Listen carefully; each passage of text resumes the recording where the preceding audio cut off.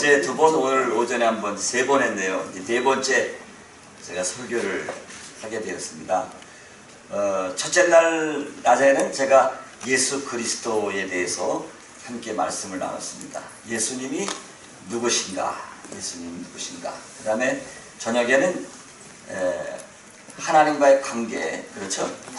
하나님과의 관계고, 그래서 문제가 어디서 왔는가? 히스기야의 부흥을 통해서 문제가 어디서 왔는가? 이런 말씀을 나눴습니다. 그리고 오늘 점심때에는 성령이 이끄는 삶, 성령님에 대해서 우리가 함께 말씀을 나눴습니다. 최신 거니까 한번 복습을 한번 해보실까요? 네. 복습. 네. 자, 성령이 이끄시는 삶. 예, 자, 성령은 어떤 분이라고 그랬어요? 제가 성령의 삼중 사역을 말씀드렸죠. 첫째, 성령님은 엠베서더. 네, 엠베서더. 영어로 하시는데, 예, 하나님의 대사관이다. 대사관이다. 하나님의 대사로서 이 땅에 오셔서, 우리 심령에 오셔서 3가지를 하신다고 그랬죠. 죄에 대하여, 의에 대하여, 심판에 대하여 우리를 깨닫게 하신다. 그랬습니다. 그 다음에 성령님은 뭐라고 그랬습니까? nurse, 간호사다. 성령님은 하나님의 간호사다. 그 의사는 누굴까요? 성부 하나님. 의사는 성부 하나님. 그 다음에 약사는 예수님. 쉽잖아요. 그 다음에 성령님은 간호사다. 그랬습니다. 그리고 붕대를 우리 믿음에다가 제가 비유를 했습니다. 그래서 예수님, 하나님과의 관계, 그리고 성령님에 대해서 우리가 말씀을 나눴고요. 오늘은 영적 회복입니다. 회복에 관한 말씀을 조금 나눴으면 좋겠습니다.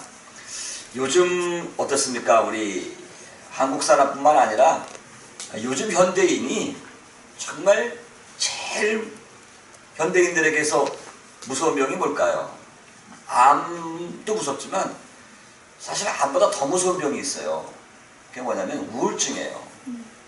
요즘 여러분 우울증 심각하지 않습니까? 가면 갈수록 정말 현대인을 한마디로 말하면 우울한 존재들이라고 설명해 볼 수가 있어요. 우울해요. 우울. 그러니까 어디서 나와요? 울분이에요, 울분. 울분이 있습니다, 울분. 이 울분이 결국은 우울증, 열등감, 피해의식, 분노 다 여기서 나오는 거예요. 울분에서, 울분. 다 우리 현대인들은 울분을 가지고 있어요. 제가 이제 시카고에서 15년을 목회를 했어요. 만으로 15년 목회를 하다가 이제 한국에 들어왔는데 이민 오신 분들 보면요, 전부 다 울분을 가지고 계세요. 상처들이 있으세요. 외국 나가 사는 상처가 있습니다. 그게 이제 이민교회 교인들의 현실이에요.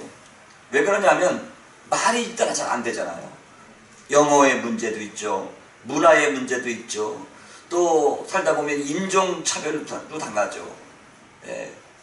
그 다음에 무슨 일을 해요? 대개 이민 1세대들이 힘든 일을 하세요.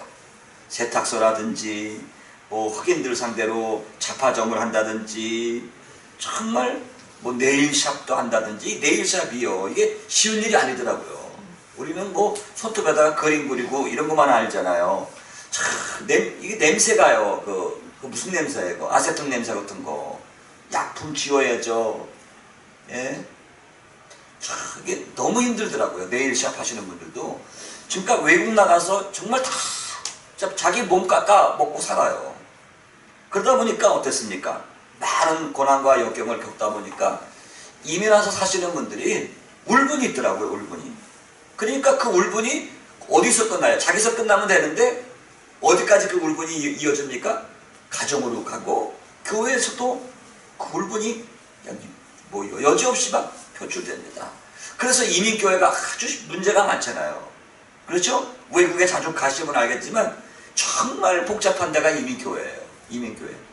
뭐 500명 모인다고 그래가지고 장담할 수 없어요. 그런 교회가 어느 날 하루아침에 그냥 정말 불풀이 흩어지는 경우도 있습니다. 저희 교회 장로님 한 분이요, 6개월은 워싱턴에 가서 살고, 미국에 워싱턴 그 페어백스인가 워싱턴주에 버지니아 쪽에 가서 6개월은 거기서 살고 6개월은 한국에 들어와 계시는데 지난주에 이제 들어오셨어요. 6개월 이제 타국에 계시려고 들어와셨는데 권사님하고 같이 들어오셨는데 그 얘기더라고요. 워싱턴에 아주 큰 침례교회예요. 정말 큰 침례교회예요. 교인들이 뭐 난리가 나가지고 막 100명 200명 우르르 몰려나가고 그런 얘기가 있더라고요. 참 심각한 문제들이 있어요. 근데 그게 다 뭐냐면 마음속에 울분이 있어요. 치유되지 않은 울분이 있다는 것입니다. 울분이. 여러분 한인교회가 미국에 한 4,000개 됩니다. 우리 한인들이 모이는 교회가 미국에 한 4,000명 모이는데요. 어느 그 교회 성장학 그 교수님이 써놓은 아티클을 보니까 4,000개 중에 3,500개가 싸우고 갈라져서 생겨난 교회. 그러니까 500개만 순수하게 교회가 개척되었다는 것입니다. 그러니까 얼마나 여러분 우리 한국 분들이 울분이 많다는 거예요. 갈등이 많거든. 몇 년 전에요. 미국 LA 타임즈에 한국 사람들에 대한 기사가 실린 걸 봤습니다. 이 코리안들에 대한 기사가 미국 신문에 나왔어요. 거기 뭐라고 써 있는가 하면요. 이 한국 사람들에 대해서 4가지로 설명을 했더라고요. 4가지로. 첫째, 한국 사람들은 경제에 아주 열심이다. 그러니까 유대인을 능가할 정도로 이 경제 수단이 참 뛰어나다. 한국 사람들이 그랬었습니다. 두 번째는요. 한국 사람은 교육열에도 대단하다. 교육에 열심이다. 미국에 와서도 길을 쓰고 학군을 쫓아다닌다. 이런 기사가 나왔습니다.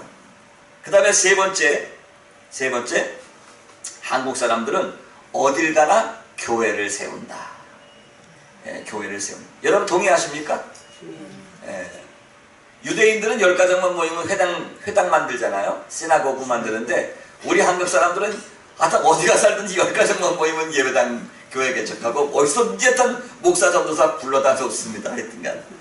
그래서 한국 사람들은 어디를 가든지 교회를 세운다. 일본 사람들은 상사를 세우고 중국 사람들은 음식점을 세우는데 한국 사람들은 교회를 세운다. 그런데 네 번째가 이게 씁쓸하고 그렇습니다. 네 번째 뭐냐면 그러나 한국 사람은 어딜 가나 싸운다. 또 거기 토를 붙여놨어요. 한국 사람들은 미국까지 와서 싸운다. 그런데 미국은 손해볼 것이 없다. 왜냐하면 한국 사람들은 자기들끼리만 싸운다.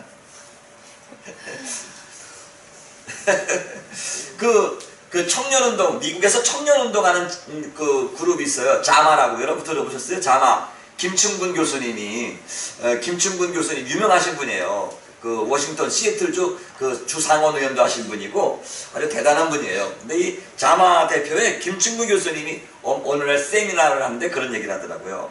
미국에요. 알래스카에 가면 아주 사람이 살 수 없는 최북방 한계선이에요. 너무 추워가지고 사람들이 살 수 없는 최북방 한계선 조그만 마을인데요. 조그만 마을에 거기에 한국 사람이 들어와 살고 있더래요. 거기에도. 그런데 거기에 들어와 살고 있는데 거기에 한국 사람이 뭘 하냐? 식당을 하는 거예요. 아버지는 아버지는 한국 음식점을 하고 아들은 미국 레스토랑을 하는데 식당이 딱 그 둘이에요. 둘인데 아버지하고 아들 간에도 싸운다는 거예요. 그 얘기를 이 김충근 교수님이 하더라고요. 하여튼 우리 한국 사람들은 안 가서 사는 데가 없어요. 진짜 어떻게 대단한지 모르겠어요. 추운 거 더운 거 하여튼 가리지 않고 돈만 벌 수 있다 그러면 나다라가서 사는데 거기 들어가서 어떻게 해요? 서로 싸워요. 경쟁하는 부잣지간에도 싸우고 돈 버는 것 때문에. 그게 한국 사람 같습니다. 여러분 그러면 우리 한국교회, 이 한국에 있는 우리 한국교회 성도들의 모습은 어떨까요? 울분의 시대. 요즘에 유행하는 말이 있잖아요. 88세대. 그렇죠? 고부 간의 갈등, 청년 실업자. 요즘 최근에 한국에서 유행하는 게 뭐죠? 우리 청년들? 3포 시대, 5포 시대 아세요? 아시는 분들만 아시는데요. 3포 시대, 5포 시대. 요즘 청년들이요 3가지 포기하고 5가지 포기하고 그렇죠? 결혼도 연애도 집도 다 포기하고 사는 거예요. 지금은. 그게 오늘 우리 청년 실업 문제, 한국의 문제예요. 예, 묻지마 살인. 그렇죠? 운전하고 가다가도 그냥 욱 해가지고, 그렇죠? 남의 차 세워가지고 막 때려 부시질 않나. 별일들이 많죠. 아파트에서도요, 시끄럽다고 막 쫓아 올라가서 싸우다가 막 별일이 다 나지 않습니까? 이게 다 울분과 상처입니다.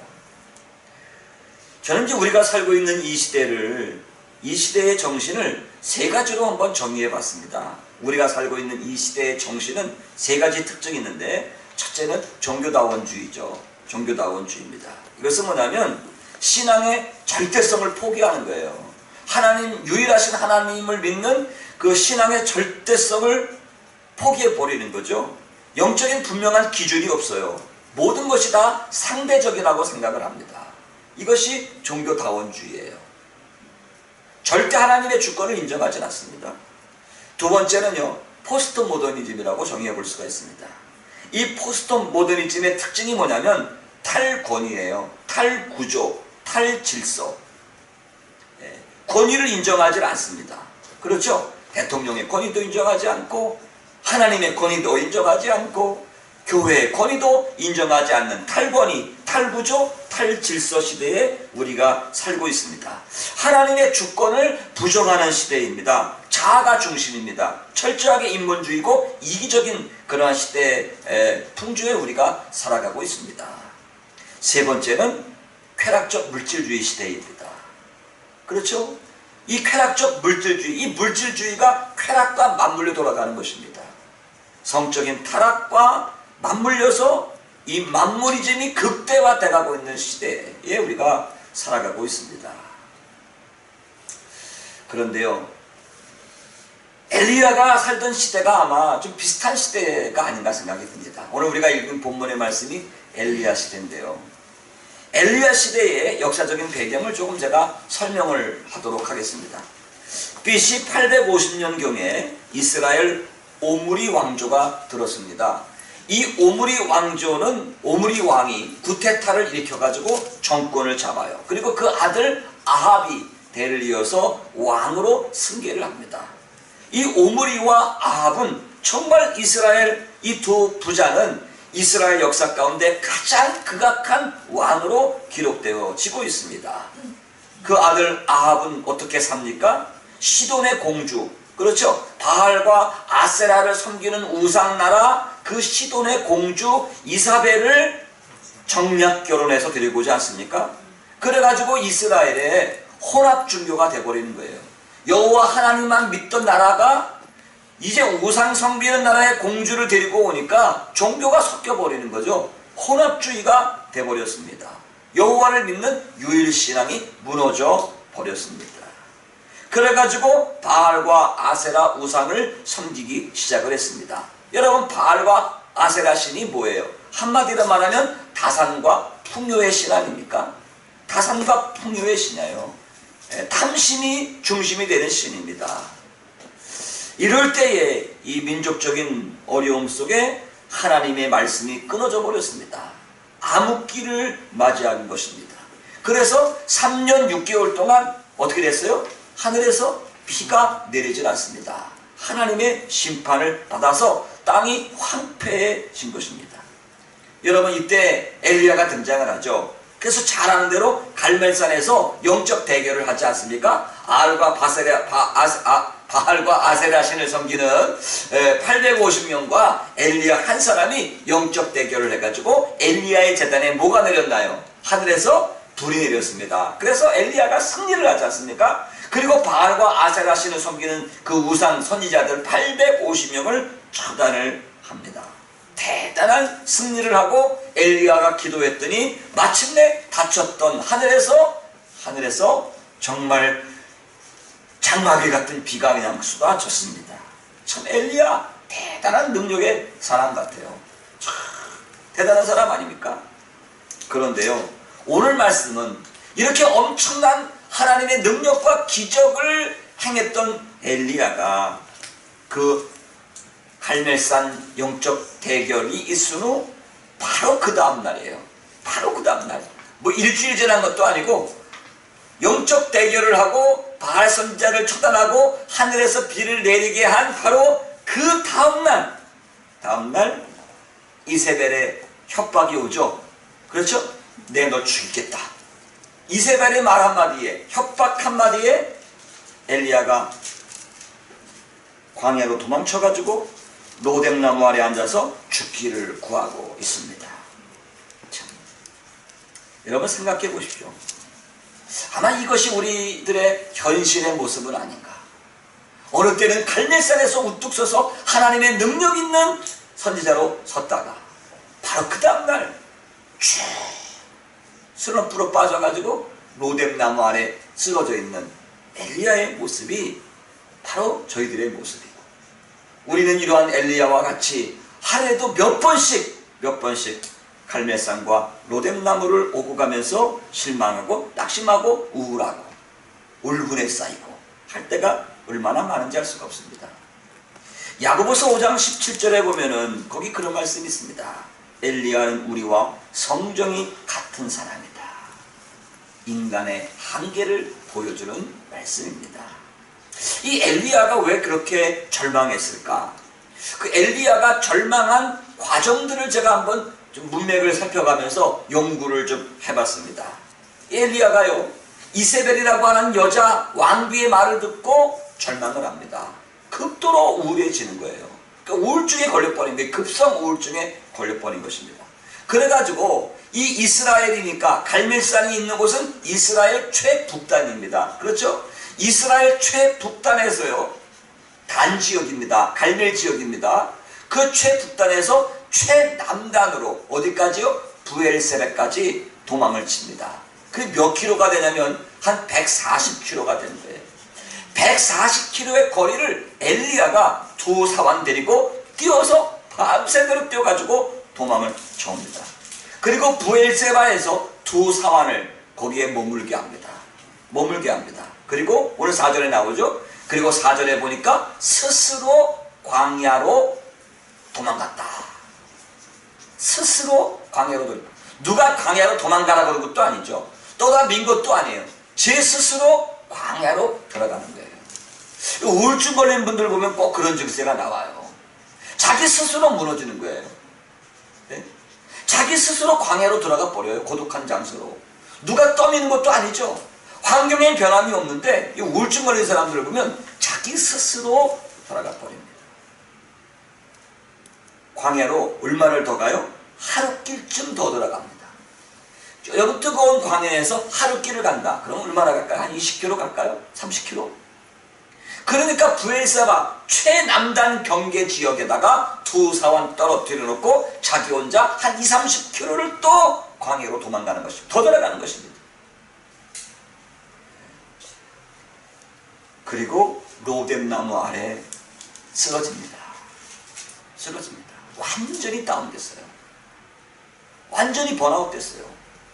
완전히 우울증에 시달리는 것입니다. 그리고 거기서 뭐 하고 있어요? 죽기를 구하고 있지 않습니까? 완전히 우울증에 걸린 거예요. 네, 죽기를 구하고 있습니다. 이 로뎀나무는요, 광야에서 자라는 일종의 쌀이과에 속한 나무예요. 쌀이나무 같은 거예요. 큰 나무가 숲이 있어가지고 그늘이 지고 울창한 그런 나무도 아니에요. 쌀이과에 속하는 나무니까 조그만 나무 아니에요. 거기 쓰러져 있는 것입니다. 이 로뎀이라고 하는 말 참 재밌는 일이네요. 로뎀. 여러분 가끔 가다 보면 로뎀 카페, 로뎀 예식장 그런 거 있지 않습니까? 여러분 보셨어요? 예? 예, 로뎀 예식장, 로뎀 카페, 로뎀 산부인과 이렇게 하는데, 예? 로뎀 주차장도 있습니까? 이게 로뎀이란 말이 이게 의역을 하면 시궁창이라는 소리거든요. 우리는 그냥 이름 좋은보다 쓰는 건데, 그러니까 이제 시궁창 예식장, 시궁창 카페가 꼭 무슨 물 마시겠어요 거기 가서? 로뎀 김밥도 있어요. 아, 로뎀 김밥도 있습니다. 그러니까 시궁창 이런 뜻이에요. 시궁창. 그러니까 막 광야에 그냥 막 형편없이 자라는 나무예요. 쌀이봐. 그러니까 시궁창 나무예요. 쌀이나무 거기 밑에 가서 죽기를 구하는 거예요. 죽고 싶다는 거예요. 얼마나 엘리야가 절망했어요. 야, 생각해보세요. 여러분 이해가 되세요? 아니 갈멜산에서 하늘에서 불이 떨어진 자기가 기도했잖아요. 지금 하나님 여호와여 내가 여호와의 종이거든. 그냥 기도했는데 하나님이 그냥 엘리야 말 떨어지기가 무섭게 여러분 하늘에서 불이 나와 내려가지고 엘리야의 재단이 어떤 재단이에요? 장작 위에 고기 갖다 놓고 거기다가 바켓으로다가 12바켓을 갖다 들이분 거 아니에요. 물을 들이붓대니까요. 근데 거기 하나님이 불로 임했다니까요. 얼마나 그냥 힘이 났으면 그냥 그 순간에 850명 우상 성지자 싹 쓸어 보였죠. 하나님께 무릎 꿇고 그냥 기도하니까 하늘에서 그냥 비가 쏟아졌어요. 그리고 바로 그 다음날이에요. 그 다음날 이세벨의 말 한마디에 내가 너를 죽이지 않으면 신들이 내게 벌을 내림이 마땅하도다. 그 말 한마디에 엘리야가 완전히 그냥 다운돼가지고 참 오늘날이요 참 사람이 그래요. 수많은 사람들이 실패하고 좌절하고 절망해서 로뎀나무 아래 쓰러져 있어요. 사업이 부도가 납니다. 실직의 문제로, 가족 간의 갈등으로, 자녀의 문제로, 혹은 건강의 문제로 낙심하고 절망하고 울분에 차있고 우울에 차있고 저녁에 잠자리에 들면서 아침이 안 왔으면 좋겠다. 그런 분들이 우리 사회에 얼마나 많은지 알 수가 없습니다. 그런 날엔 예수를 믿는 분 중에서도요 예수 믿다가 낙심한 분들도 굉장히 많아요. 지금 이 시대에는요 대한민국의 교회가 얼마나 많아요. 정말 텔레비 틀면 인터넷에서 수많은 목사님들의 설교를 듣고 정말 설교의 홍수 시대에 우리가 살아가고 있는데 교회 다니다가 낙심한 분들이 많이 있습니다. 교회에서 헌신하다가 실망하고 주저앉아 있는 분들도 굉장히 많이 있다는 것입니다. 그러나 오늘 말씀은요 결코 절망으로 끝나지 않습니다. 회복시켜 주시는 하나님의 은혜를 보여주고 있습니다. 그래서 제가 오늘 말씀의 제목을 회복의 은혜라고 배정했습니다. 회복의 은혜예요. 엘리야는 절망의 자리에서 일어났어요. 다시 일어났습니다. 왜요? 하나님은 우리를 회복시켜 주시는 분인 줄로 믿습니다. 그렇다고 한다면요 우리가 영적으로 다시 회복되기 위해서는 우리가 어떻게 하나님께 반응해야 할까요? 오늘 제가 여러분과 함께 나누고자 하고자 하는 말씀의 핵심이 그거예요. 어떻게 하면 우리가 낙심의 자리, 실망의 자리, 절망의 자리, 우울증에 빠질 수 없는 자리에서 다시 영적으로 회복될 수 있을까? 영적으로 우리가 회복되기 위해서는 우리가 살아계신 하나님께 어떻게 반응을 해야 할까? 이게 오늘 말씀의 핵심이에요. 어떻게 하면 우리가 영적 낙심의 자리에서 하나님께 반응할 수 있을까요? 어떻게 하면 회복할 수 있을까요? 제가 세 가지로 말씀을 한번 정리를 해봤습니다. 첫째는 뭐니 해도 딴 게 없더라고요. 딴 게 없어요. 하나님의 말씀을 붙드는 거예요. 여러분 하나님의 말씀 붙드는 거예요. 그거밖에 없습니다. 여러분 엘리야가 그만한 능력을 행하고도요 절망하고 도망친 첫 번째 원인이 무엇입니까? 그 원인이 뭘까요? 상황 때문에 하나님 말씀을 놓친 거예요. 상황 때문에 하나님 말씀을 놓치는 거예요. 그게 무서운 거예요. 우리가 신앙생활 하면서 무서운 게 있어요. 상황 때문에 말씀을 놓치는 거예요. 지금까지 엘리야는 움직일 때마다 어떤 일을 행할 때마다 하나님의 말씀을 듣고 기다렸습니다.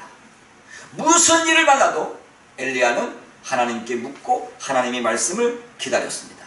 하나님의 말씀을 듣고 기다렸어요. 그런데 이세벨이 죽이겠다고 하니까 그냥 도망쳤어요. 여러분 성경을 가만히 보세요. 이세벨이 죽이겠다고 하니까 그냥 도망쳤어요. 왜 그랬을까요? 왜 그냥 도망쳤어요? 뭐 때문에? 예? 3절에 나와 있어요. 3절 한번 읽어보실래요? 우리가 3절 엘리야가 그냥 도망칩니다. 3절 근데 보세요. 3절. 자, 3절을 제가 스탑 할 때까지 여러분 읽으십니다. 시작. 아멘. 아멘. 왜 도망쳤어요? 그렇죠. 그가 이 형편을 보고 상황 때문에 말씀을 놓친 거예요. 형편 때문에 말씀을 놓친 거예요. 순간적으로. 여러분, 그게 저와 여러분이에요. 여기는 누구도 용사가 없어요. 예. 저가 이 형편을 보고 해요. 여러분 생각해 보세요. 어떤 형편을 봤어요? 엘리야가 지금 어떤 형편을 봤나요? 한번 우리가 추론해 볼 수가 있지 않습니까? 엘리야가 지금 만난 형편이 어떤 형편이에요? 한번 상상해 보십시오. 자, 엘리야가요, 하나님께 기도했어요. 하늘에서 불이 내렸어요. 바알과 아세라 선지자 850명을 제거했어요. 엘리야가 기도했습니다. 얼마나 기도를 열심히 했습니까? 머리를 자기 무릎 사이에 쳐박고 기도했어요. 하늘에서 비가 내리도록. 하나님이 하늘에서 비를 폭포수와 같이 쏟아 부어줬습니다. 엘리야가 기대했을 거예요. 자, 상식으로 논하는 거예요. 엘리야가 기대했을 거예요. 야, 이 정도면 하늘에서 불이 내렸지, 하늘에서 비가 내렸지, 엄청난 기적 행했지, 바알과 아세라 신들 본때를 보여줬지. 그럼 뭘 기대하고 있어요? 엘리야가 뭘 기대했을까요? 이스라엘 백성들이 회개하고 하나님께로 돌아섰을 거라고 생각을 해요. 이스라엘에 놀라운 부흥의 역사가 있을 것이라고 생각을 했습니다. 그런데 그런 엄청난 기적이 일어났는데도 엘리야가 볼 때는 아무런 변화가 없는 거예요. 백성들이 회개하고 돌이켰다든지, 뭐 아합이 회개했다든지 그런 일이 없어요. 일어나지가 않아요. 백성들도 변화도 없고 아합도 변화되지 않았습니다. 오히려 이세벨이 죽이겠다고 선전포고를 했습니다. 여러분 2절 말씀 보세요. 이세벨이 사자를 엘리야에게 보내어 이르되 내가 내일 이맘때에는 정령 내 생명으로 저 사람들 중 한 사람의 생명 같게 하리라. 저 사람들이라는 말은 저 사람들이라는 말은 엘리야에게 의하여 죽임당하는 바알 선지자들을 얘기하는 거예요. 그렇죠? 그렇죠, 목사님? 엘리야에 의해서 죽임을 당한 바알 선지자들처럼 내가 너를 죽이겠다 이 소리입니다. 복수하겠다는 것입니다. 누가? 이세벨이. 여자가 한을 품으면 온유월에도 서리가 내린다듯이 이세벨이 한을 품었어요. 너 감히 내 선지자들 그것도 850명을 죽였어? 너 어저께 네가 죽인 850명의 내 선지자들처럼 내가 너를 죽이고 말겠다. 그렇게 하지 아니하면 신들이란 말은 바알신이겠죠. 아세라 신이겠죠. 신들이 내게 벌 위에 벌을 내림이 마땅하니라 한지라. 근데요, 이 말에는, 이세벨의 이 말 속에는 한 가지 의문점을 발견하게 됩니다. 상식에 맞지 않는 협박이에요. 여러분, 이세벨이 어떤 권세를 가진 사람이에요? 그 당시에 이 이스라엘에서 가장 권력이 있는 실세가 누굴까요? 이세벨입니다. 아합은 핫바지예요. 남편인데 뒤에서 다 이세벨이 하는 거예요. 이 아합은요, 굉장히 무능한 왕이에요. 여자한테 꽉 쥐어있는 왕이에요. 그러니까 이스라엘의 실권은 이세벨에게 있는 거예요. 한 나라의 왕비 아닙니까? 얼마나 권력이 있는 사람입니까, 여러분? 엘리야 죽이는 거, 그거 우스운 거예요. 지금이라도 당장 군대 1000명 동원해가지고 야, 가서 엘리야 없애고 와. 그러면 엘리야가 있는 장소도 다 알아요. 죽이면 되는 건데 죽이지 않고 이 이세벨이 지금 뭐라고 그래요? 내가 너를 죽일 것이다. 내일 맘대 죽일 것이다. 죽이지 않으면 우리 신들이 내게 벌을 내리실 것이다. 이런 얘기를 합니다.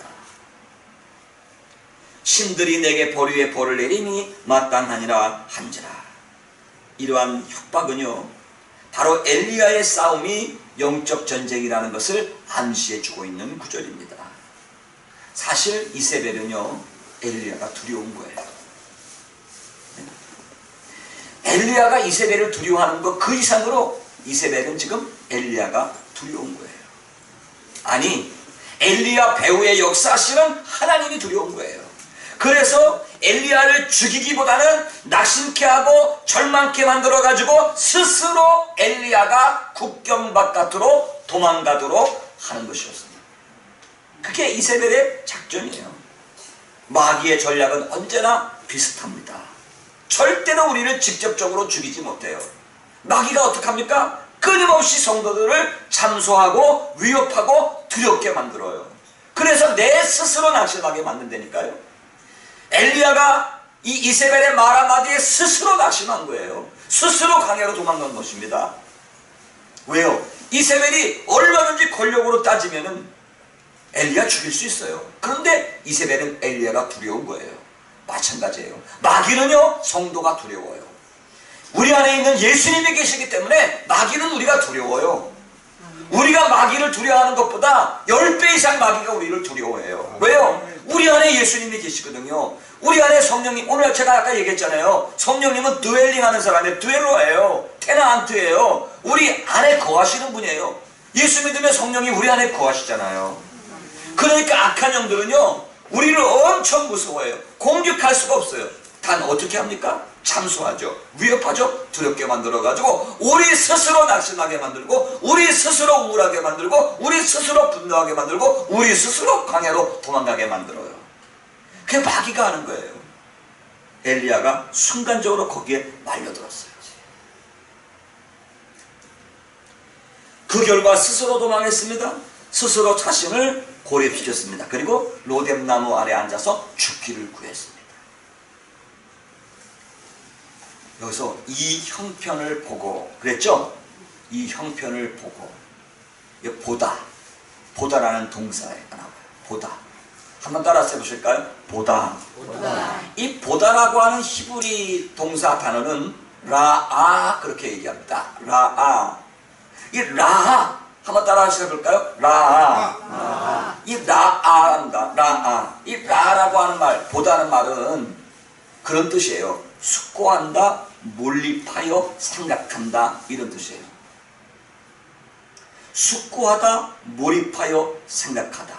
이게 무슨 말이에요? 저가 이 형편을 보고, 그러니까 엘리야는 자기가 죽게 될 것이라고 생각한 그 형편을 숙고했어요. 아주 몰입하여 생각했어요. 그러니까 문제가 눈덩이처럼 커가지고 크게 보이는 거죠.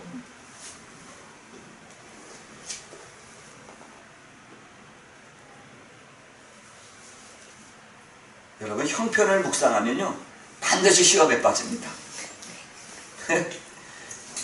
형편을 묵상하면 반드시 시험에 빠집니다. 예를 하나 들어볼까요? 남자들이 이제 아침에 출근할 때 여자들한테 좋은 말을 해주고 나가면 좋은데 남자들이 저를 비롯해서 좀 퉁명스러워요. 그렇죠? 예? 그 남자들이 이제 여보 나 오늘 당신하고 오늘 외식하기로 했는데 뭐 입고 나갈까? 뭐 입고 나갈까? 그럼 남자가 그 당신 참 빨간 드레스가 참 이쁠 것 같아. 그거 우리 처음 만날 때 입었던 거 그거 입고 나와. 그러면 되는데 여자가 여보 내가 뭘 입을까? 그러면 아무거나 입어. 쇼다리 주제에 뭐 이러고 나간단 말이에요. 그럼 여자는요 집에서 하루 종일 뭘 묵상할까요? 쇼다리를 묵상하는 거예요. 쇼다리를 묵상하는 거예요. 그렇죠? 주야로 묵상합니다. 쇼다리를. 그러니까요 형편을 묵상하다 보면 우리는 뭘 놓쳐요? 하나님 말씀을 놓쳐요.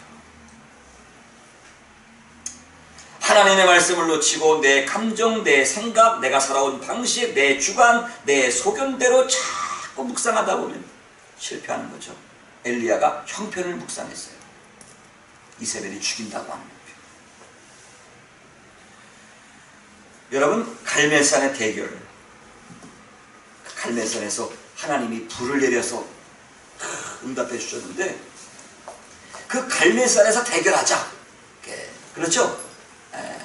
그런 아합 왕에게 그런 얘기 하잖아요.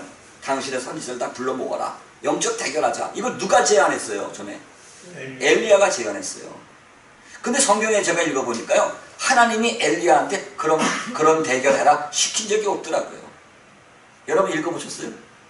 모르지. 성경 말고 하나님이 넌주시 뒤로 얘기했는지 모르지만 성경에는 그런 게 없더라고요. 엘리야 보고 하나님이 야 내가 너한테 좀 한 번 더 힘 실어줄게. 힘 실어줄 테니까 바알과 아사레 한 850을 좀 모아라. 내가 불 확 내려줄게. 그런 말을 한 적이 없어요. 엘리야가 한 거예요. 엘리야. 물론 비하인드 스토리가 있는지 모르지만 성경에 기록된 말씀으로만 보면 엘리야가 제안을 했습니다.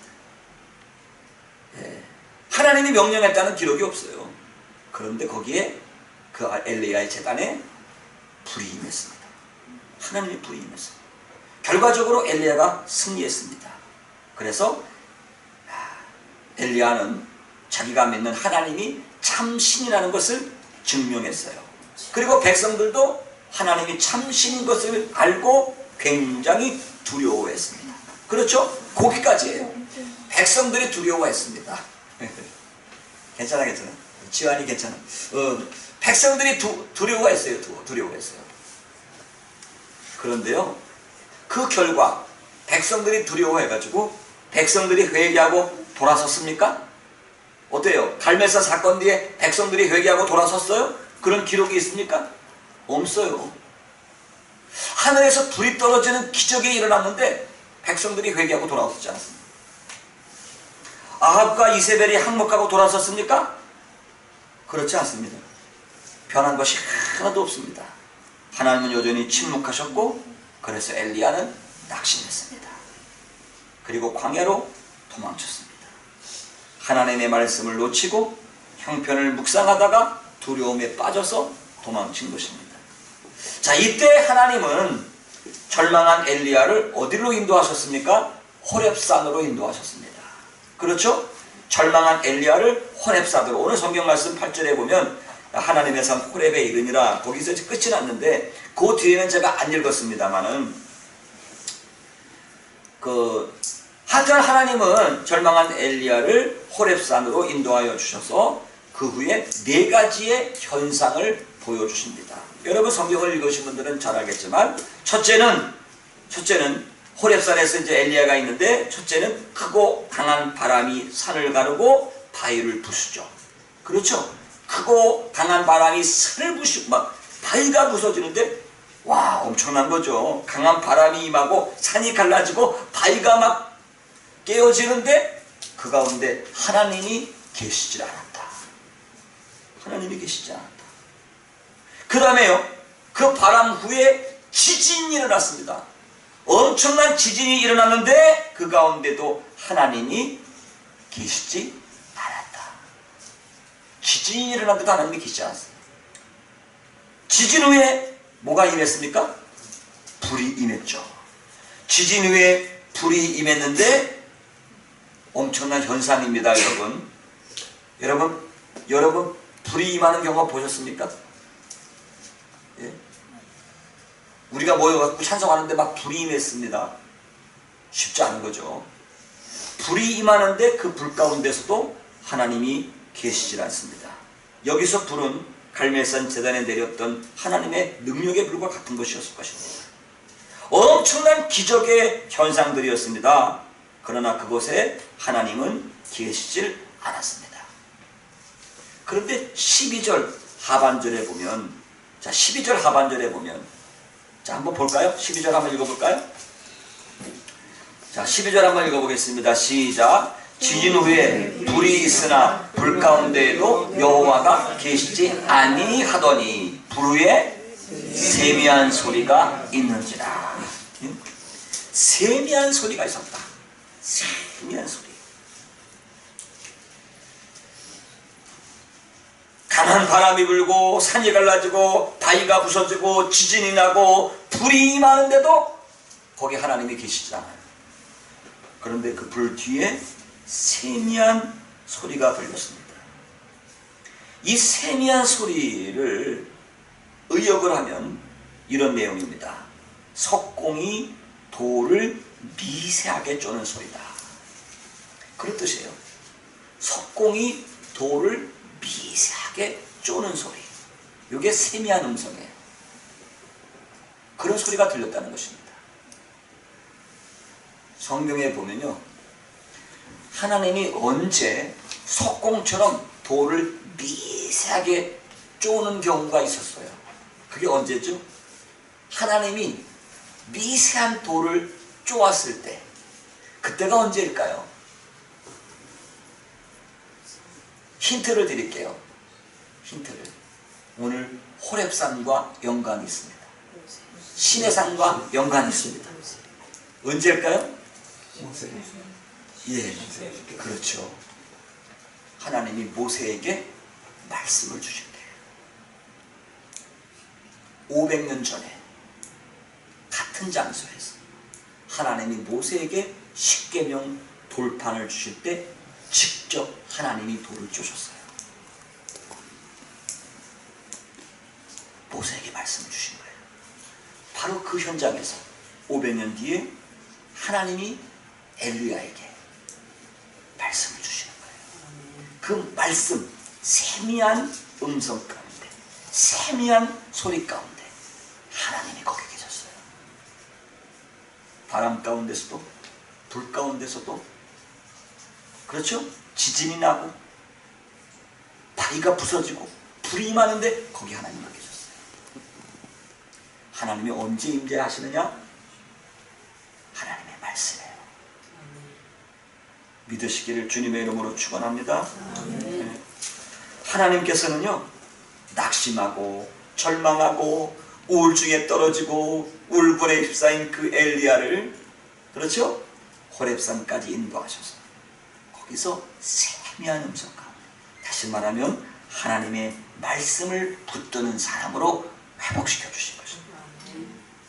여러분, 언제 우리가 회복될 수 있습니까? 말씀을 붙들어야 돼요. 영적 회복의 첫 번째 비결은 뭐라고 그랬습니까? 말씀을 붙잡아야 돼요. 여러분, 말씀을 붙드는 여러분 되시기를 주님의 이름으로 축원합니다.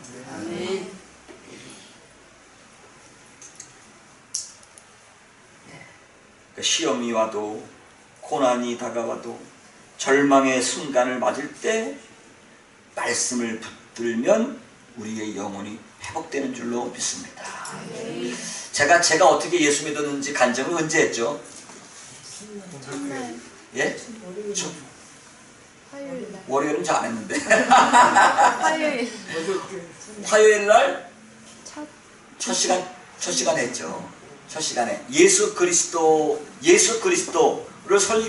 설교하면서 예수님은 하나님의 형상이시다, 예수님은 창조의 주인이시다, 예수님은 교회의 머리시다. 그렇죠? 예수님은 교회. 그걸 제가 설교하면서 예수님 붙들면 다 붙든다. 그렇죠? 그 얘기하면서 제가 어떻게 구원받았는지를 간증했잖아요. 제가 우리 아버님은 췌장암 말기, 저는 전신무혈성 괴사, 즉 골수암과 같은 병에 걸려가지고 다 죽다가 제가 얘기했잖아요. 변신회라고 하는 그 충영교회 권사님, 옛날 신유 집회 하시던 그 권사님 집회에 참석해갖고 1년 만에 제가 일어나서 걷는 기적을 은혜를 받았다고요. 그리고 이제 너무 뜨거워가지고, 나는 제가 그랬지 않습니까? 그래도 제가 좀 똑똑하게 생겼나요? 미련하게 생겼나요? 똑똑하게. 아니, 감사해요. 이게 참, 이런 소리 하면 참 안 되는데, 제가 저희 집이 너무 가난했어요. 너무 가난했어요. 그래가지고 가난한 집에다가 우리 아버님 췌장 걸리셔갖고 다 탕진했죠. 저 골수암 걸려가지고 다 탕진했죠. 누이들 딸 넷이 집 보냈냐고 다 탕진했죠. 너무 가난해진 거예요. 그래갖고 제가 대학을 못 들어갔어요. 선생님들은 너 대학 가야 된다, 대학 가야 된다 그러는데 집안 형편이 너무 어려워가지고 대학을 못 갔어요. 그래서 제가 공고를 다녔어요. 공고. 인천기계공고를 다녔어요. 그래가지고 뭐 선반 자격증도 따고 뭐랬는데, 하여튼 긴 얘기 생략하고, 일단 선생님 잘 만나가지고 제가 컴퓨터로다가 그 쇠를 깎는 일종의 로봇 하는 프로그램을 배웠어요. 고등학교 때. 그러니까 CNC, 컴퓨터 뉴메리컬 컨트롤이라고 해가지고 그걸 배웠어요. 근데 그 당시에는 그거를 할 수 있는 사람이 그렇게 많지 않았어요. 그래가지고 제가 고등학교를 나왔지만 참 잘 풀렸어요. 대학 나온 사람 못지않게 잘 풀렸는데, 하나님의 은혜를 제가 경험하고 났더니, 왜 이렇게 일이 하기 싫은 거예요, 그런 일이. 그냥 막 내 꿈에도 소원은 목사가 되는 거예요. 그래갖고 다 쉬고 목사가 된 거잖아요. 하나님의 은혜가 너무 감사해요. 그래가지고 이제 23살 때 제가 교회 집사가 됐어요. 100명 모이는 교회 23살에 집사가 되고 24살 때 신학교를 갔어요. 그래가지고 제가 신학교 3학년 때 이제 전도사 생활을 했는데 너무 제가 좀 고생을 했어요. 전도사 생활을 너무 혹사했어요. 혹사. 못 먹고 스트레스 받고 또 신학교 때는 뜨겁잖아요. 담임 목사님의 그 목회하는 거 보면 야 이거 한국교회 다 죽었다. 예? 이러면 안 되는데 이거 이거 정말 이 비리 이 부정 뭐 얼마나 그럽니까? 근데 내색을 못하는 거죠. 어디 감히 담임 목사님 앞에서 옳고 그른 얘기를 제가 할 수 있겠어요. 그러니까 속으로만 깜깜 앓는 거예요. 이건 아닌데 이건 아닌데 이건 아닌데. 그렇죠? 그 교회는요 매일 새벽 4시 반에 새벽 기도를 하고 밤 7시 반에 저녁 기도를 합니다. 매일 1년 365일 새벽 예배, 저녁 소제 예배. 소제라고 이름을 소제라고 있죠. 번제, 소제, 석번제, 화목제 뭐 다 있는데 거기다가 저녁 예배를 새벽 제단, 저녁 소제 예배. 이래가지고 매일같이 아침 저녁 예배 드리고요. 새벽 3시 반에 차 운행 나가면 밤 10시까지 교회에 붙어 있어요. 그러니까 너무 제가 힘이 들었던 거예요. 너무 힘이 들었던 거예요. 너무. 그래가지고 너무 힘이 들어가지고 못 먹고 영양 실조되고. 그때 저희 아내하고 결혼한 지 얼마 안 됐을 때 첫 애가 막 났을 때 너무 힘든 거예요. 그래가지고 제가 부활절 전날 쓰러졌어요. 부활절 전날. 부활절 새벽 기도한다고 또 담임 목사님이 뭐 산을 하나 예약해놨다고 부활절 새벽 예배를 산에 가서 한다는 거예요. 그게 교인 한 650명 모이는 교회였거든요. 650명 모이는 교회. 거기 뭐 여러분 이름 되면 알만한 분들도 다 거기 장로고 다 있어요. 옛날에. 말 나온 김에 얘기할까요? 탤런트 임동진 씨 있잖아요. 임동진 장로. 지금은 이제 목사가 됐는데 그분이 거기 장로였어요. 그래가지고 아이 산에 올라가서 새벽 예배한다고 저보고 이제 만만한 게 부목사들이잖아요. 답사 갔다 오래가지고 비는 부스러울 때 한밤중에 거기 답사 갔다 오고 이러다가 제가 몸살락 쓰러졌어요. 쓰러져가지고 옛날에 알았던 전신부열성 회사 골수암이 골수염으로 재발을 했어요. 그래가지고 몸이 막 온도가 막 40 이상까지 올라가고 뭐 난리가 난 거예요. 난리가 난 거예요. 그래서 병원에 또 입원했어요. 한 3개월. 한강성취병원 아시죠? 한강성취병원에 한 3개월을 입원했는데 의사가 서울대학 나온 분인데 이게 회진이 와가지고 참 의사가 중요하더라고요. 이 의사들이 사람 죽이고 살려요. 의사가 되기 전에 먼저 사람이 돼야 되겠더라고요. 의사들은 되게 사람을 겁을 줘요. 그렇죠? 아무것도 아닌 거 가지고 심각하게 얘기하고. 의사가 와가지고 저한테 박 선생은 다리를 잘라야 되겠다고. 그도 그럴 것이 이쪽에 오른쪽 허벅지 있는 데서 고름이 나오는 거예요. 계속 고름이 나오는데 이게 고름이 이만저만 나오는 게 아니에요. 그냥 정말 이렇게 이 성경책만하게 꺼즈를 붙여요. 한 2-3군데. 한 4군데가 뚫어져가지고 여기 엉치 있는 쪽으로 4군데가 뚫어져가지고 거기서 고름이 나오는데 이런 걸 이렇게 붙이잖아요. 아침 저녁 갈아 끼면 그냥 막 고름이 막 허연 거예요. 그러니까 의사가 다리를 잘라자고 그러더라고요. 한강성심병원 의사가. 허벅지 밑으로 자르는 거예요. 그러니까 앞이 캄캄하잖아요. 앞이 캄캄한 거예요. 막 결혼해가지고 애 낳죠. 또 우리 집사람은 무슨 죄가 있어요. 나 같은 사람 만나가지고.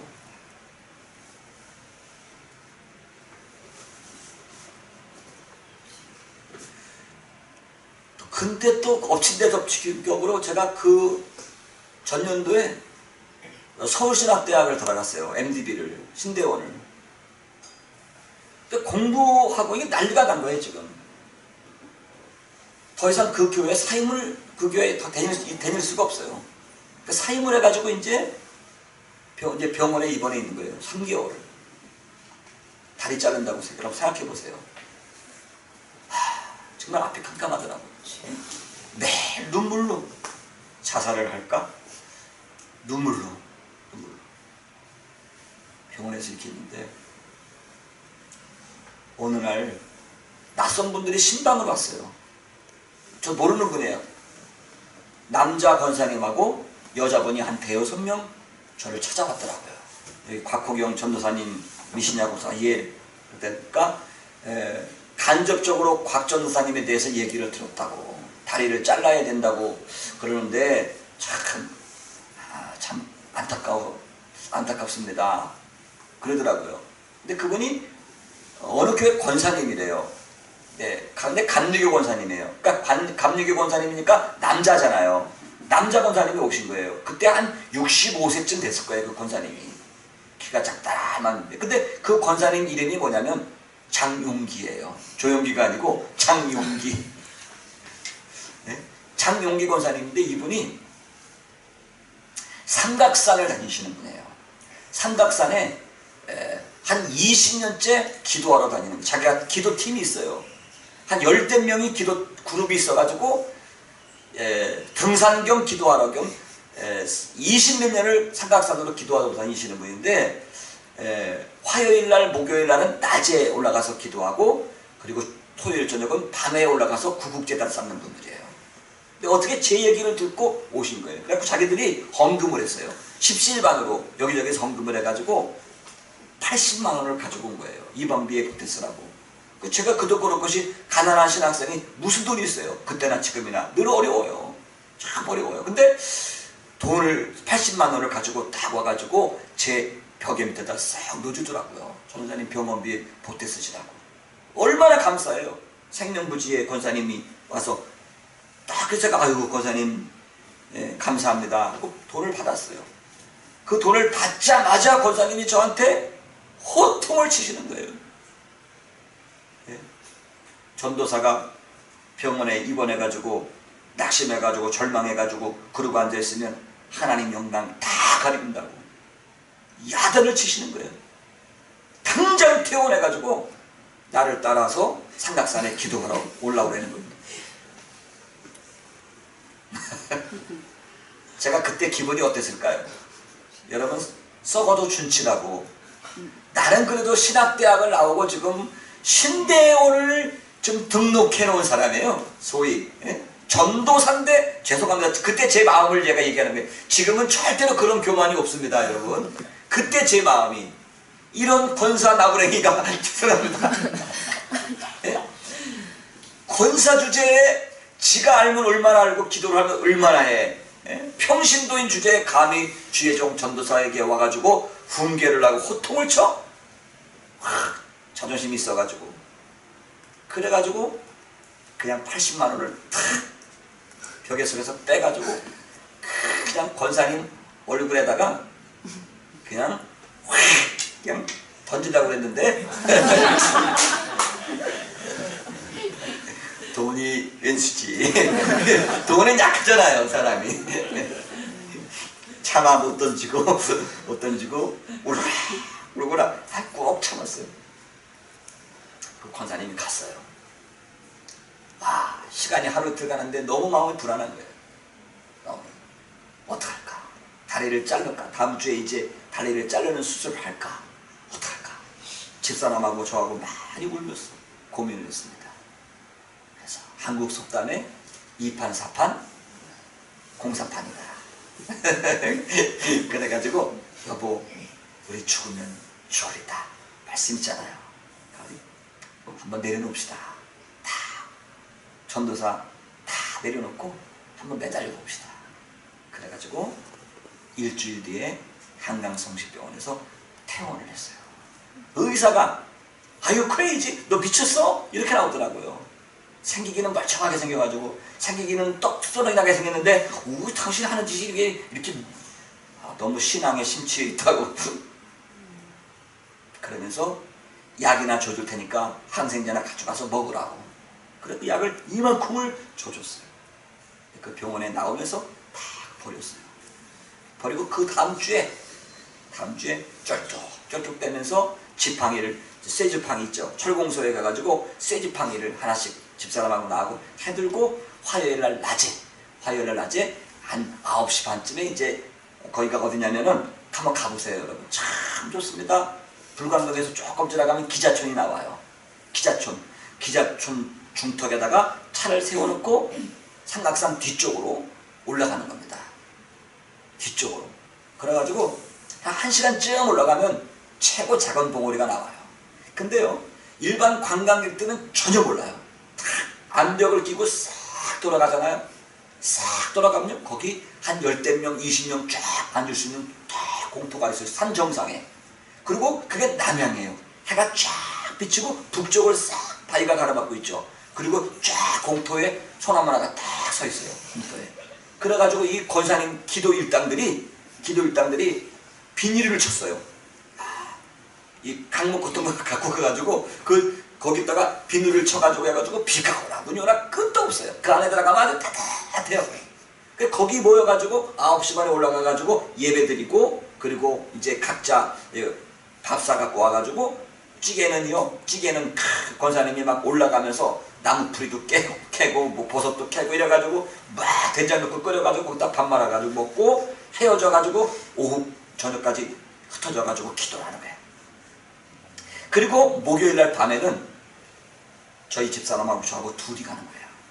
아무도 모르게 목요일날 밤에 돌진한 놈 전내기 젖통 있죠. 벽에다가 수건 말아가지고 딱 해놓고 젖병 물려놓고, 그리고 밤에 가는 거예요. 9시 반쯤에 차를 끌고 기자촌까지 가서 차를 거기다 세워놓고 밤중에 12시쯤 돼서 11시쯤 돼서 올라가는 거예요. 둘이. 뭐 다리는 여러분 뭐 생각해보세요. 상상을. 고름이나 오고 뭐 만신창이가 된 다리를 가지고 그 겨울에 눈이 이렇게 와 있는데도 그냥 그 쇠파이프를 가지고 혹시 짐승이라도 나오지 않을까, 혹은 또 불량배들이 여기 쭈그리고 앉아가지고 또 담배 피고 앉았다가 또 우리나 와가지고 또 해코자 하지 않을까, 겁신하잖아요. 그 쇠파이프 가지고 돌을 땅 두들기면서 둘이 그냥 올라가는 거예요. 눈 쌓인 데를 올라가다 보면 여러분 그 불광동 기자촌 뭐가 유명해요? 거기 유명한 굿당들이 있어요. 굿당들.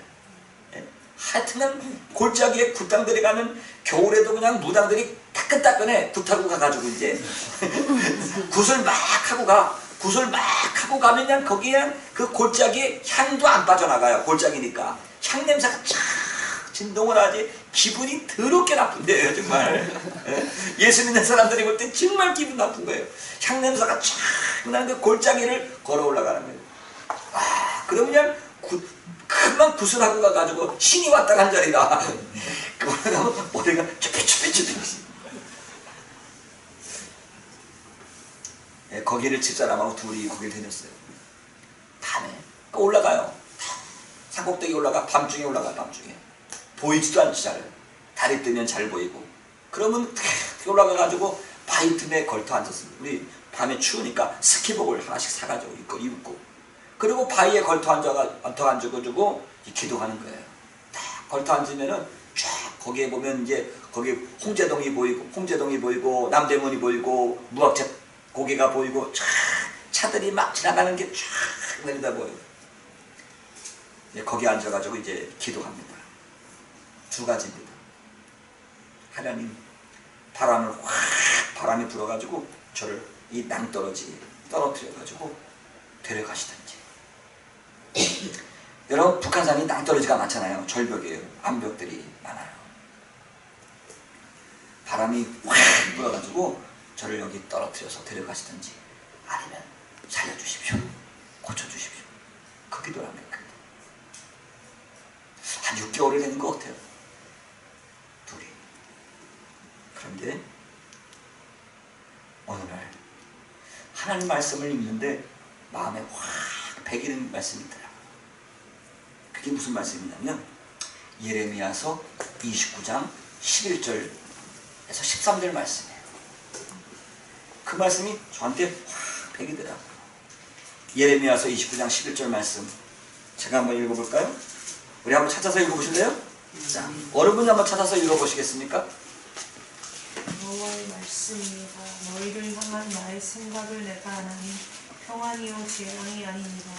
너희에게 미래와 희망을 주는 것입니다.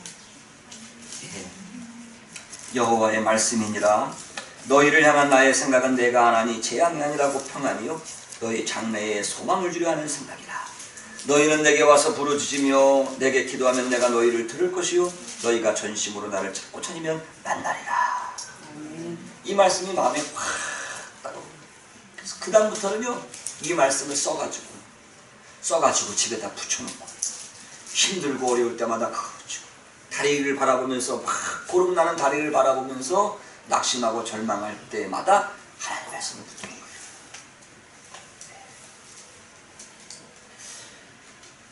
한 6개월쯤 지나가니까요 마음이 담대해지더라고요. 무섭지가 않아요. 무당 구판을 지나가도 무섭지가 않고. 그리고 제가 4군데에서 구멍이 나서 고름이 났는데요 그 굴은 잊고 살았어요. 지금까지 그냥 잊고 살았어요. 네. 구멍 4시 3시 되고 3시 돌이 되고. 제가 지금도 염증기가 없는 건 아니에요. 제가 염증 치수 늘 가끔 가서 체크업해보고 그래요. 한국 가서 미국에서 15년 살 때는 병원에 한 번도 안 갔어요. 근데 한국은 역시 병원 가기가 편해요. 그냥 껐덕하면 병원 가. 근데 미국에서는 병원비가 워낙 비싸니까 아예 안 갔어요. 15년 동안. 그러니까 한국에 와가지고 한번 제가 병원에 한번 또 입원했었죠. 다리 한번 잘 해보려고 병원에 갔다가 저도 참 미련해요. 그거 보면. 너희를 향한 나의 생각은 내가 아나니 재앙이 아니오 평강이요 너희 장래에 희망을 주려는 것이니라. 여러분 그렇습니다. 여러분 모든 것이 하나님의 은혜죠. 그러나 가장 중요한 것은 우리가 말씀을 붙들 수 있는 것이 하나님의 은혜인 줄로 믿습니다. 여러분 말씀으로 회복되시기를 주님의 이름으로 축원합니다. 네, 시간이 너무 가는데 뭐 저녁이니까 상관없죠. 네, 두 번째는 내 삶 가운데 하나님의 임재를 깨달아야 돼요. 그래야 영적으로 회복돼요. 네. 하나님의 임재를 깨달아야 영적으로 회복될 수가 있습니다. 엘리야는요 자신이 죽도록 충성했는데 결국 나 혼자 남았다고 생각을 했어요. 그게 문제예요. 나 혼자 있다는 거. 여러분 우울증 걸린 사람들이 문제가 뭐예요? 외롭다 아닙니까? 외롭다. 세상에는 나 하나밖에 없어요. 그게 무서운 거예요. 우울증이 무서운 이유가 그거. 나 외롭다. 난 혼자밖에 없다. 여러분 10절과 14절 말씀을 반복해서 지금 엘리야가 고백하고 있는데 10절과 14절 말씀에 뭐라고 써 있어요? 엘리야가 뭐라고 얘기하고 있습니까? 내가 만군의 하나님 여호와를 위하여 열심히 특심했는데 결국에 가서는 뭐예요? 나만 홀로 남았습니다. 그거 아닙니까 여러분? 그렇죠? 나만 홀로 남았습니다. 엘리야는 자신이 혼자라고 생각했습니다. 그래서 이세벨이 무서웠고 현실이 고독했습니다. 하나님이 함께 하셨고 아람 국내의 신하였던 오바다라고 하는 사람, 신실한 오바다가 하나님의 선지자를 몇 명 숨겨줬나요? 100명이죠. 100명. 예. 국내 대신 오바다에 의해서 숨겨진 100명의 선지자도 있었고 또 하나님께서 남겨놓으신 바알에게 무릎 꿇지 아니한 선지자가 몇 명이요? 7,000명이에요. 바알에게 무릎 꿇지 아니한 7,000명의 선지자도 하나님이 두셨고 오바다에 의해서 100명의 선지자도 있었는데 엘리야는 자기 혼자 남았대요. 자기 혼자 남았다는 거예요.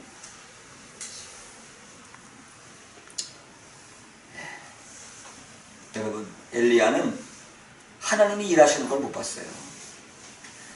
하나님이 일하시는 걸 못 봤어요. 자기 혼자 일했다고 생각하는 거예요. 자기 혼자 있다고 생각하는 거예요. 그래서 저 북쪽에서 남쪽 끝까지 도망을 사환도 버리고 도망치고 스스로 광야로 도망치고 노렘나무 아래에서 죽기를 구하는 것입니다. 왜 사람들이 절망하고 삶을 포기할까요? 자기 혼자라고 생각합니다. 나는 버려진 존재라고 생각하기 때문입니다. 여러분, 분명한 사실은 하나님은 우리와 함께 하십니다. 아멘. 믿습니까? 아멘. 믿는 성도들은요, 하나님이 절대로 홀로 두지 않습니다.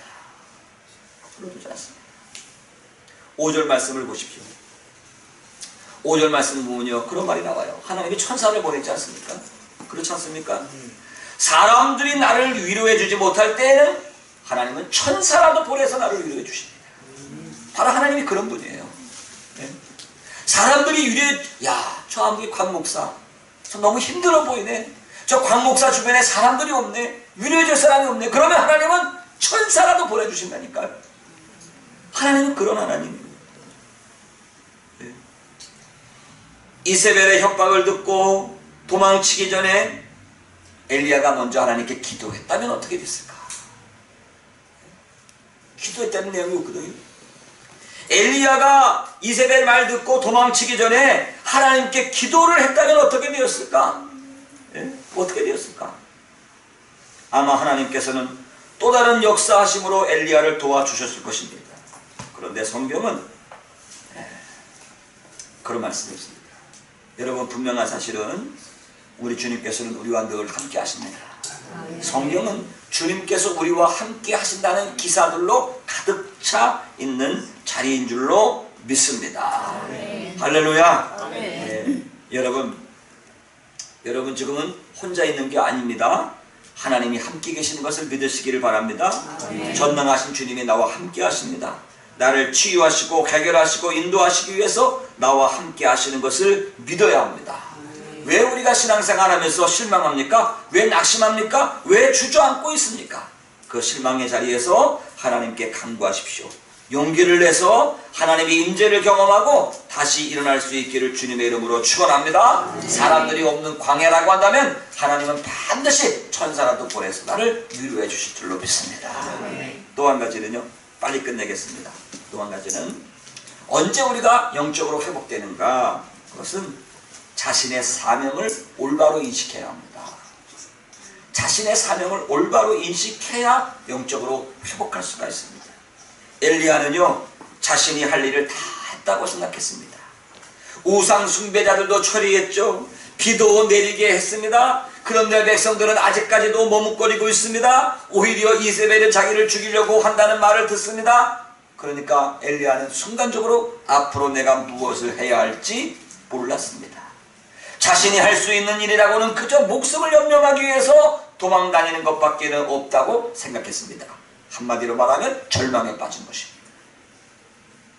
이렇게 두려움에 지친 엘리야는 앞으로 무엇을 해야 할지 몰랐습니다.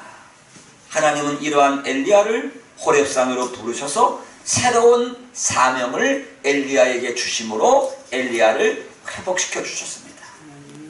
할렐루야. 아멘. 자, 무슨 사명을 주셨나요? 무슨 사명을 주셨습니까? 엘리야에게 들려진 하나님의 사명은 하사엘에게 기름을 부어 아람의 왕이 되게 하고, 예후에게 기름을 부어 이스라엘의 왕이 되게 하고, 엘리사에게 기름을 부어서 자신의 뒤를 잇게 하는 사명이에요. 그렇죠? 세 가지 사명을 주셔요. 이거 엄청난 사명이에요. 자, 다시 한번 이 엘리야가 탈진에 빠진 이유를 한번 살펴보겠습니다. 왜 엘리야가 탈진했을까? 다시 한번 우리가 추론해 보는 거예요. 왜 엘리야가 탈진했죠? 자, 10절과 4절의 고백이 있잖아요. 10절과 4절 아까 읽었잖아요. 그렇죠? 내가 만주의 하나님 여호와를 위하여 열심히 특심했는데 결국은 나만 홀로 남았나이다. 거기 보면 참 아주 이상한 표현을 써요. 내가 만주의 하나님 여호와를 위하여 열심히 특심했다. 다시 말하면 내가 하나님을 위해서 열심을 냈는데 하나님 결국 나만 홀로 남았어요. 이런 뜻이잖아요. 내가 하나님을 위해서 열심을 냈는데 결과적으로 나만 홀로 남았습니다. 이런 표시예요. 여러분, 내가 하나님을 위해서 뭔가 한다고 생각하면 시험 들어요. 내가 하나님을 위해서 뭔가를 한다고 시작하면 낙심하고 절망하게 되고 시험에 들게 돼요. 그것은 사명이 아니에요. 사명은 내가 하나님을 위해서 무엇을 해드리는 것이 사명이 아니라 우리의 사명은 내가 하나님께 순종하는 거예요. 그게 사명이에요.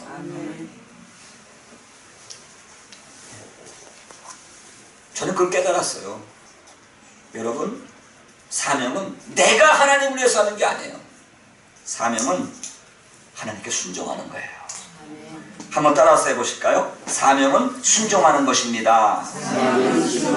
예, 옆에 계신 분하고 우리 인사하겠습니다. 우리 엄청 많이 모이지 않습니까 지금? 자, 한번 인사하겠습니다. 사명은 순종하는 것입니다. 여러분, 이건 굉장히 중요한 거예요. 정말 중요한 거예요. 사명은 내가 하는 게 아니에요. 내가 선교하고 내가 예배당 짓고 내가 건축하고 내가 뭐 이거 아니에요. 이거 사명 아닙니다. 여러분, 이거 사명은 순종하는 거예요. 내가 순종하면 하나님이 나를 사용하시는 거예요. 그럴 때 사명이 되는 거예요. 엘리야는요 지금 그런 생각을 한 거예요. 내가 하나님을 위해서 열심히 특심했는데 나만 홀로 남았나니. 여러분, 하나님을 위하여 내가 어떤 계획을 세워놓고 그것을 이루어 드리는 것은 절대 사명이 아닙니다. 내가 순종하면 하나님은 순종하는 나를 사용하셔서 하나님의 뜻대로 이루어 가시는 거예요. 그게 사명입니다. 믿습니까? 그 결과 하나님께서 나를 통하여 하고자 하셨던 그 하나님의 뜻, 그 뜻이 성취될 때 그게 사명이 되는 것입니다. 제가 예를 한번 들어볼까요? 마리아가 있습니다. 마리아, 동정녀 마리아. 마리아의 사명이 무슨 사명이에요? 우리 자매님 황당하죠 지금? 급담함. 마리아의 사명은 어떤 사명이에요? 마리아의 사명, 동정녀 마리아의 사명, 예수님을 잉태하는 게 사명이에요? 아, 마리아가 생각합니다. 그래, 내가 독생자 예수님을 잉태해야지. 아니에요. 주의 말씀대로 이루어지. 수태하되니 성령이 그럼요. 수태하되니. 마리아의 사명은 메시아를 낳는 게 사명이 아니에요. 주님이 말씀하실 때 주여 저는 계집종이오니 주의 뜻대로 이루어 주소서 하고 순종한 것밖에 없어요. 마리아가 순종했더니 하나님이 메시아를 잉태하는 사명을 마리아를 통해서 완수하셨어요. 베드로 얘기해 볼까요?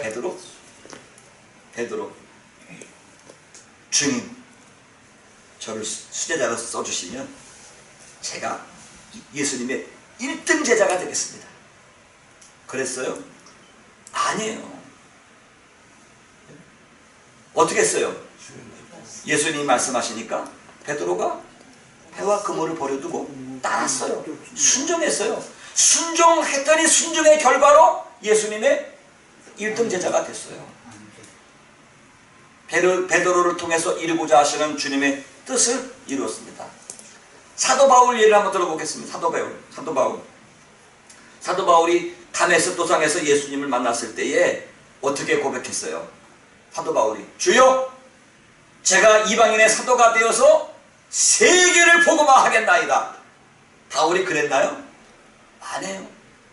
바울이 주님 만났을 때 어떻게 고백하죠? What should I do? 내가 무엇을 해야 되겠습니까? 내가 무엇을 할까요? 그렇지 않습니까? 여러분, 그게 사명이에요. 엘리야처럼 내가 주를 위해서 열심히 특심해서 주님을 위해서 싸웠다고 자기가 사명을 했다고 생각하는데 그건 하나님의 사명이 아니었어요.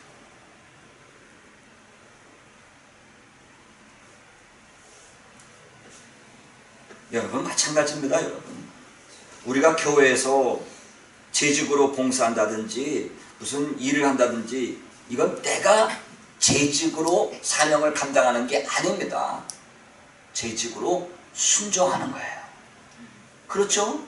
교회에서 성가대도 마찬가지입니다. 내가 성가대로 봉사하는 게 아니에요.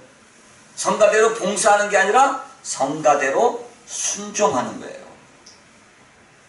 내가 순종하면 하나님은 그것을 통해서 작은 역사를 일으키든지 큰 역사를 일으키든지 그건 내가 관계할 게 아니에요. 하나님은 하나님의 뜻대로 이루어 가십니다. 아멘. 믿습니까? 아멘. 목회자도 마찬가지 아닙니까? 목회자도 하나님 저 큰 목회하겠습니다. 한 뭐 3만 명, 10만 명 목회하겠습니다. 그건 사명이 아니에요. 내가 목회에 순종하는 것뿐이에요.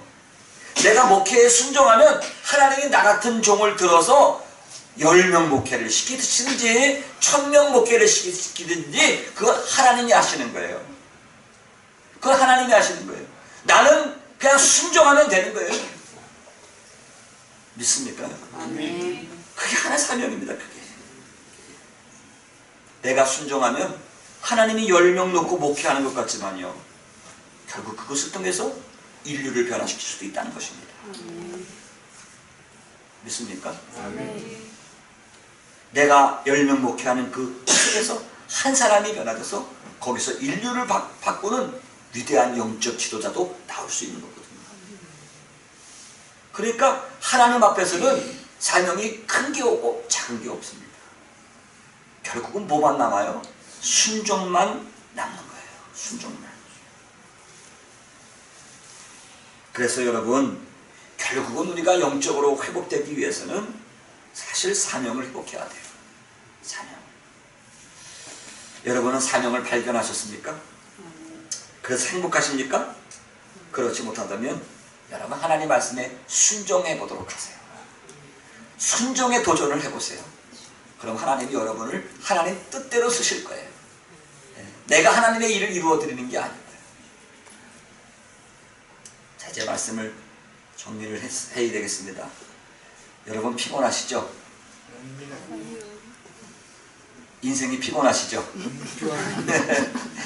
지금 피곤한 게 아니고 인생이 피곤하실 때가 있죠. 현실이 두렵고 희망이 없어 보일 때가 있죠. 사업의 문제 때문에, 질병의 문제 때문에 희망이 없어 보이죠. 나 혼자라고 생각이 드시지 않습니까?